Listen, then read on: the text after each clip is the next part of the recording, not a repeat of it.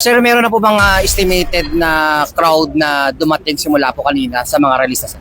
Based on sa estimate po ng ating men on the ground is more than 2,000 po yung nagmamarch po papunta po rito. Sir, in addition sir, ano po mga payo nyo sa ating mga realista nagpupunta rito para isagawa yung kilos protesta para at least kahit paano ay hindi magkaroon ng kahit anong makaguluhan sir? Kagaya ng nasabi ko po kanina ay of course sa ating mga kababayan sana ay mapanuri at mag-isip mabuti bago po sila gumawa ng isang bagay na hindi po naayon sa batas. Although it is enshrined in our constitution na may karapatan silang magpahayag ng kanilang damdamin at isipan, ito po ay may mga kondisyones.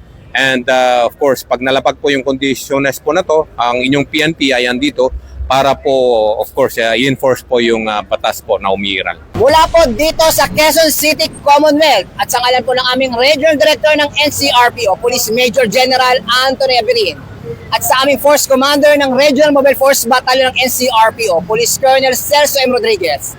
Ako po ang inyong Police News Network Correspondent, Police Chief Master Sergeant Mauricio Bonilla Ruiz, alagad ng batas, tagataguyod ng Balitang Pulis. Police News Network, alagad ng batas, tagapagtaguyod ng Balitang Pulis, sandigan ng mamamayan, patnubay ng katotohanan.